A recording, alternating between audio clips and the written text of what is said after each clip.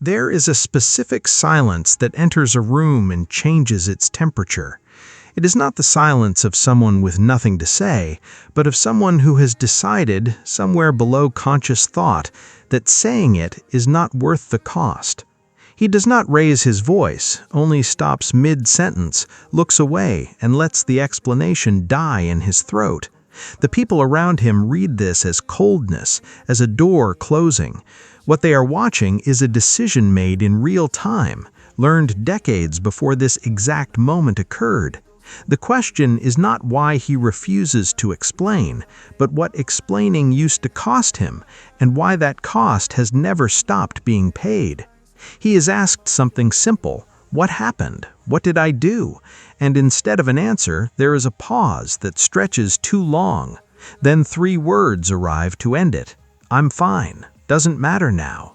These are not answers, but exits dressed up to look like answers, so no one notices the door swinging shut.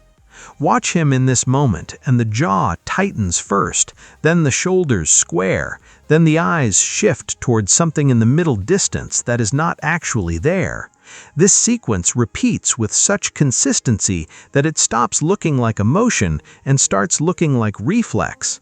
It is almost invisible because it is so common, the way a colleague asks how the layoff conversation went, and he shrugs and says, "It is what it is." A partner asks what is wrong after a silent car ride, and he turns up the radio instead. A friend notices the withdrawal and asks if he wants to talk, and he laughs it off with a joke that lands slightly too fast. None of these moments look dramatic on their own. That is exactly what allows the pattern to survive unquestioned, since nothing about it looks like a wound, only a personality, only just how he is. But personalities rarely show up with this much precision across unrelated situations, at work, in marriage, with his own children. When the same reflex fires, whether the trigger is a boss or a daughter, the reflex is not really about the trigger. It is about something learned once, generalized quickly and never revisited, procedural, not personal in the way it appears. It runs the same steps in the same order regardless of who is standing in front of him. This is where the explanation stops being about him specifically, since a reflex this consistent across an entire cohort of men is rarely just individual temperament. It points towards something shared, absorbed early, and repeated so often it became structural rather than chosen. Understanding why he shuts down instead of explaining requires moving outward toward conditions an entire generation of children grew up inside, conditions no one ever named. He was statistically more likely than any generation before him to come home to an empty house. Both parents working became normal at exactly the moment his generation needed someone home to translate feeling into usable language. Divorce rates climbed sharply through his childhood, not as isolated tragedies, but as a demographic wave. Economic instability followed him into adolescence, recessions and layoffs, teaching early that institutions could not be fully trusted. He absorbed independence not as a chosen virtue, but as a requirement issued before he had the tools to meet it safely. Technology had not yet arrived to fill the emotional gap it would fill for later generations. There was no group chat to process a hard day, no forum for typing feelings out at a safe distance. There was only the house, often empty, and whatever silence he learned to fill it with. Labor was shifting under him, too, moving away from stable careers towards something more precarious, teaching him that self-sufficiency was the only currency that reliably protected a person.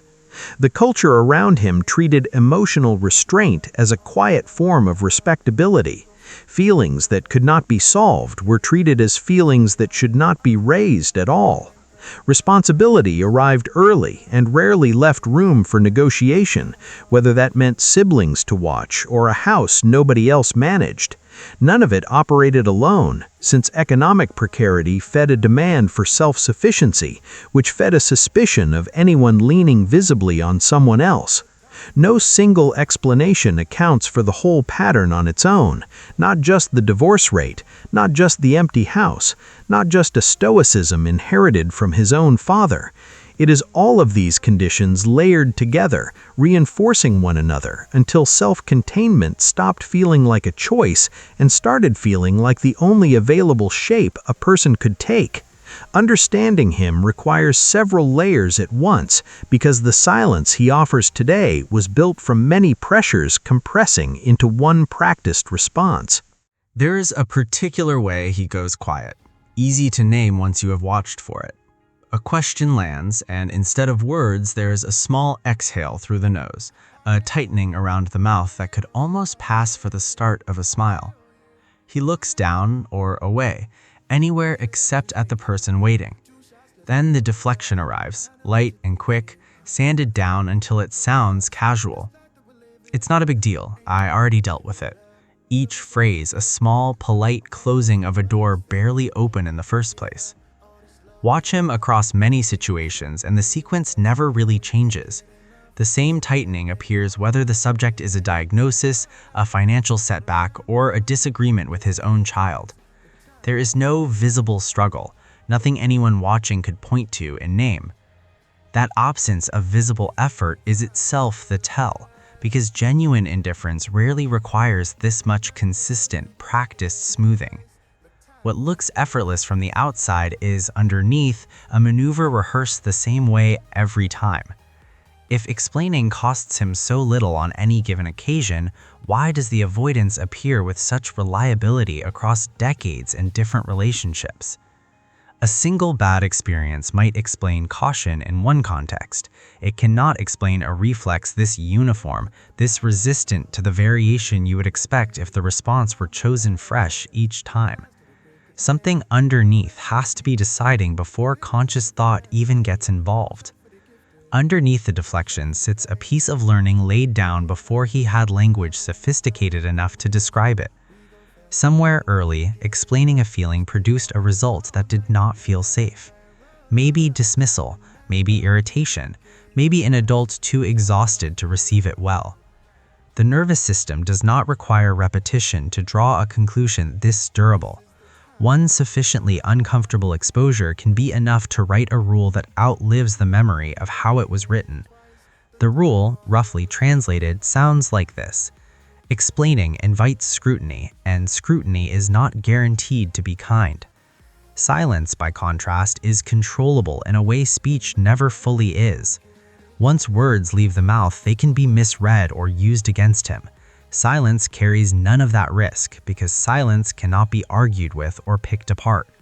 What looks like withholding from outside is, from inside, closer to containment, quietly protecting something that once felt unsafe to expose. This part rarely gets acknowledged, even by him. The shutdown is not a failure of feeling. It is, paradoxically, an act of management, an attempt to regulate something once unmanageable by removing it from view. Explaining requires letting someone witness the mechanism while it is still running, still unresolved. Silence lets him process alone first, without an audience watching the parts that are not yet presentable. The cost of that privacy is that no one outside him ever gets invited into the process. A mechanism like this does not activate once and then rest.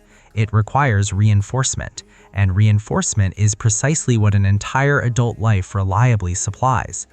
Each time silence resolves conflict faster than explanation would have, the strategy gets a quiet confirmation that it works. Each time a partner stops asking, each time a child learns not to push, the rule gets rewritten in slightly darker ink. What began as one early lesson becomes a pattern because the world around him kept agreeing to let it stay one. There is a specific rhythm to how this plays out inside a marriage. A disagreement arises, and instead of working through it aloud, he goes quiet, and the household adjusts around the quiet until the tension dissipates on its own. The people around him learn, often without meaning to, that pressing further only extends the discomfort, so they stop. Every time they stop, the shutdown is quietly confirmed as the fastest route back to calm, regardless of whether calm and resolution are the same thing. Over enough years, this stops being a response he consciously selects. The shutdown firing first, automatic, the way a hand pulls back from heat before pain even registers.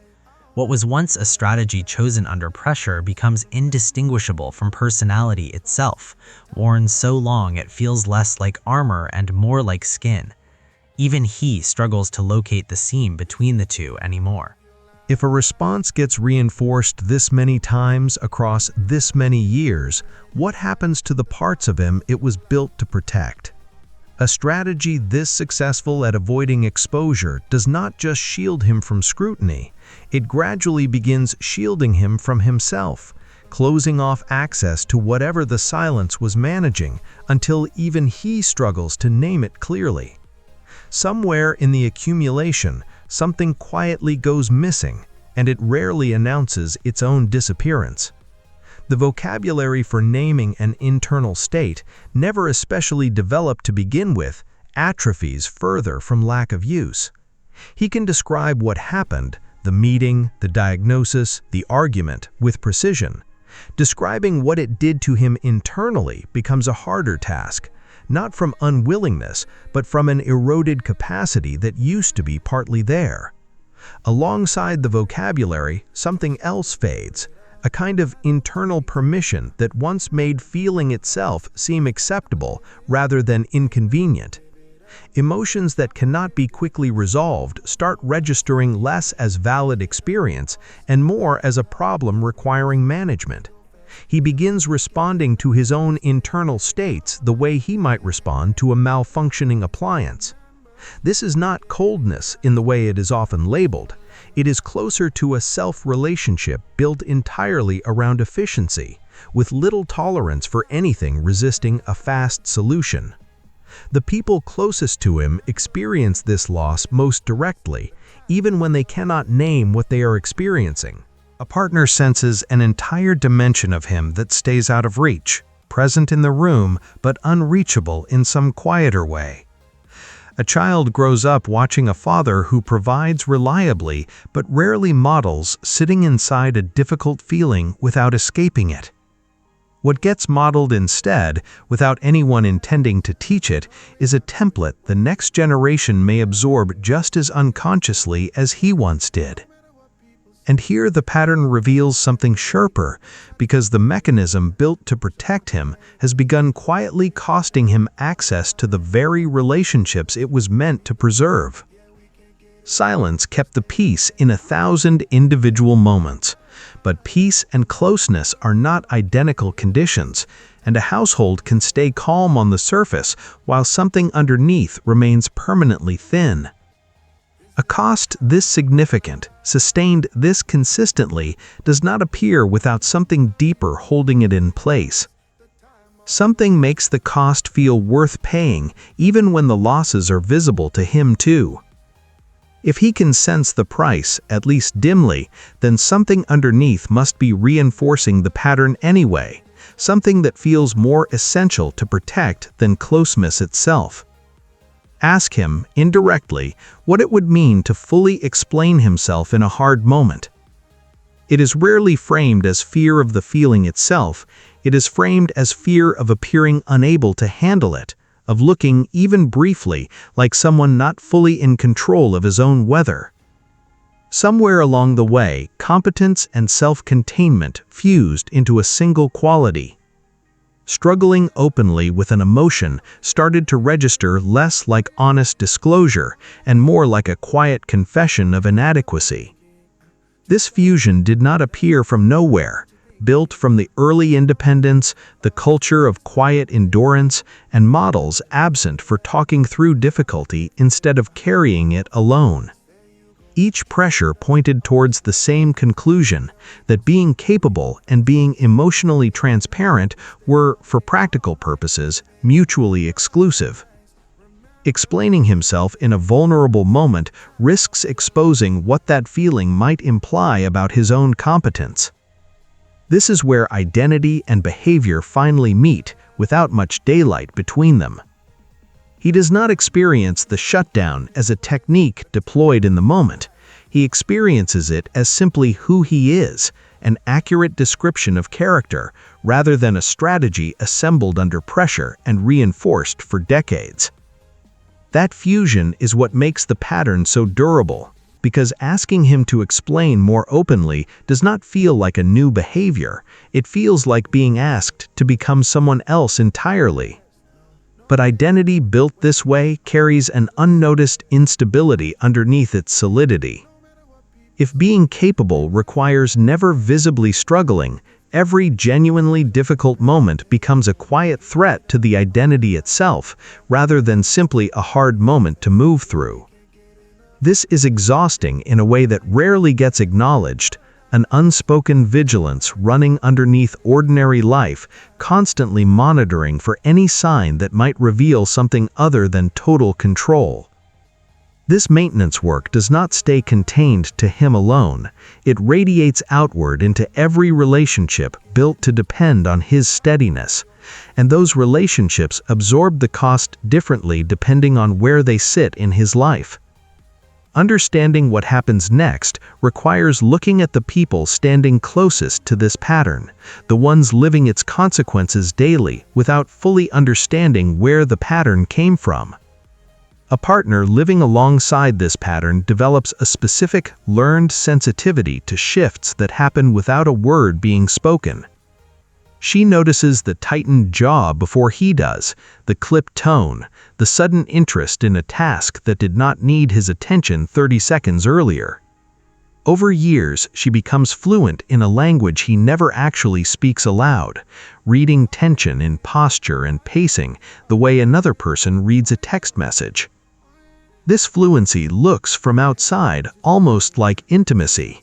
In practice, it is closer to surveillance, a skill built out of necessity rather than closeness freely offered. Children raised inside this pattern absorb something related that tends to surface later, often in relationships of their own. They learn early that certain topics reliably close a parent off rather than open him up. They adjust accordingly, editing themselves before speaking, rather than risking the door shutting in front of them. Some grow into adults who over-explain everything reflexively, preempting a withdrawal they learned to fear early. Others grow into adults who shut down in precisely the same way, having learned that this is simply what strength looks like from the outside. Friendships absorb a quieter version of the same erosion, one rarely discussed because male friendship has historically been permitted so little emotional vocabulary in the first place. Two men can spend decades in each other's company, present at every major event, without either one ever directly naming what a hard season felt like from the inside. The friendship survives, but on a kind of emotional rationing. Close in years accumulated, but thin in the substance closeness is usually assumed to require. What becomes visible here is not one relationship damaged by one habit repeated too often. It is a relational ecosystem quietly organized around an absence, with everyone inside it adjusting to a silence none of them fully chose and few of them named directly. The partner adjusts, the children adjust, the friends adjust, and the adjustments, made long enough, start looking indistinguishable from how the relationship simply is.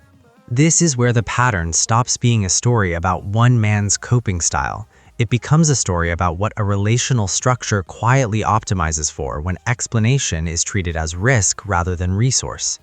If everyone around him has learned to function without the explanation he withholds, then the withholding has succeeded on its own terms. What remains is understanding exactly what it succeeded at protecting. The answer sits underneath control, in a place that rarely gets spoken aloud even when fully understood. Silence, for him, functions as evidence, an ongoing proof that he remains the one holding things together rather than the one who needs holding. To explain fully would mean admitting, if only briefly, that something has gotten past his own management. That admission threatens something larger than the immediate feeling. It threatens the quiet contract he believes he has made with the people depending on him. This is not vanity, and treating it as vanity misses something important underneath. It is closer to an internalized definition of care, one where being needed and being useful were, for most of his life, the primary channels through which love arrived. If usefulness is the currency, visible struggle looks from inside that framework like a default on the debt. It reads as a failure to deliver the one thing he sees himself as responsible for. Seen this way, the silence stops looking like avoidance and starts looking like a form of devotion, misdirected and costly, but devotion nonetheless. He is not withholding because he does not care about the people around him. He is withholding because somewhere, early, he learns that caring meant carrying, and carrying meant doing it without visible strain. The feeling he does have has been rerouted entirely into performance, a performance so convincing that even he has largely stopped noticing where it ends and where he actually begins. This is the point where the investigation runs out of deeper layers to descend into. It is not that the subject is exhausted, but that every layer already uncovered has begun folding back into the others. The empty house explains the early independence, which explains the identity fused around competence, which explains the silence partners and children learn to navigate around daily. That silence explains why usefulness became the primary language of love in the first place. No single layer alone was ever the actual cause, not the empty house by itself, nor the cultural silence around masculinity, nor the economic instability, nor any single relationship that once punished vulnerability too harshly. It was all of these conditions operating together, continuously, reinforcing one another until self-containment stopped looking like a strategy and started looking like simply who he was. There is something almost architectural in how sturdily this structure holds together across a life. Each layer is both a support for the one above it and a consequence of the one below it.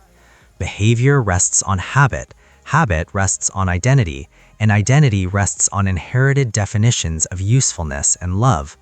Underneath all of it sits a generation of boys asked, quietly and without ever being formally asked, to become self-sufficient before they were genuinely ready for it. One observation remains once the descent has finished, and it does not resolve anything so much as it holds what has already been seen. He is still, and will likely remain, a man who goes quiet instead of explaining. What has changed here is the frame surrounding the behavior. It is no longer read as coldness, but as the visible edge of a structure built decades ago. He never chose those conditions and could not have named them as they were being laid down. He remains, in this account, only ever a shape, a pattern made visible rather than a specific person being narrated. The silence is not his flaw exclusively, but a structure many carry, inherited quietly and passed forward just as quietly, without either side fully realizing the exchange has taken place. What looked from outside like a personal habit turns out to be something larger.